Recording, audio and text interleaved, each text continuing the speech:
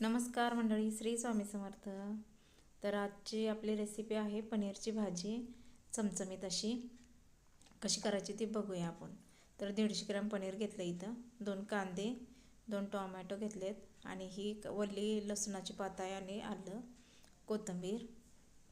तर हे सगळं साहित्य, कांदा फक्त भाजून बारीक करून घ्यायचं आहे आपल्याला आणि पनीरचे तुकडे पण आपल्याला तळून घ्यायचे आहेत बघा. पनीरचे तुकडे झाल्यानंतर एक मसाला आहे, म्हणजे प्रेमिक्स मसाला आहे, ते पण दुधात कालवून घ्यायचा. आणि हे सगळं साहित्य आता मसाला केलेला आहे ती कढईमध्ये तेल टाकून भाजून घ्यायचं बघा. चांगलं चरचरीत भाजून घ्यायचं हे सगळं मिश्रण. आणि तुमच्याकडे तमालपत्र असेल का नाही, तमालपत्र पण एक टाकू शकताय बघा तुम्ही, त्यानं पण भाजी अशी खमंग आणि छान लागते चवीला. एखादं पान असलं तर ते पण टाकू शकताय बघा तुम्ही. तर एकदम चरचरीत कडन तेल सुटलं पाहिजे असं मसाला भाजून घेऊया. ही मसाला भाजत आलाय बघा. थोडीशी हळद टाकायची. नंतर ही मसाला मी ती बारीक केला की नाही दुधात, ती प्रेमिक्स मसाला आहे हा, ते नंतर टाकायचं बघा. थोडंसं दूध घालून हे कालवून घेतलेलं बघा.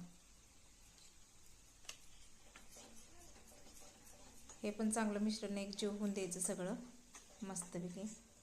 आणि तुम्हाला जर आणि तिखट, म्हणजे ह्यात मसाला तिखट असतेच ह्याच्यात खरं, तरी पण आणि जर तुम्हाला तिखट घरातलं वापरायचं असलं, लाल तिखट किंवा आपलं काय आहे ते काळा मसाला वापरू शकताय तुमच्या चवीनुसार.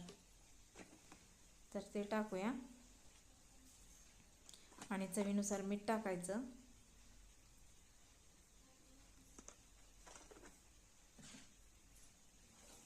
हे सगळं मिश्रण एकजीव करून घ्यायचं चांगलं.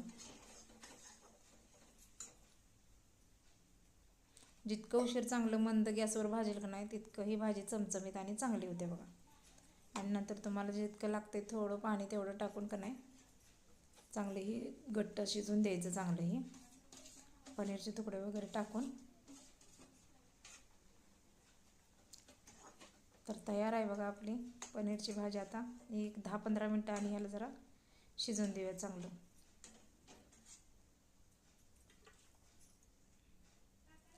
झाले बघा तयार. आणि नंतर वरनं कोथिंबीर टाकूया.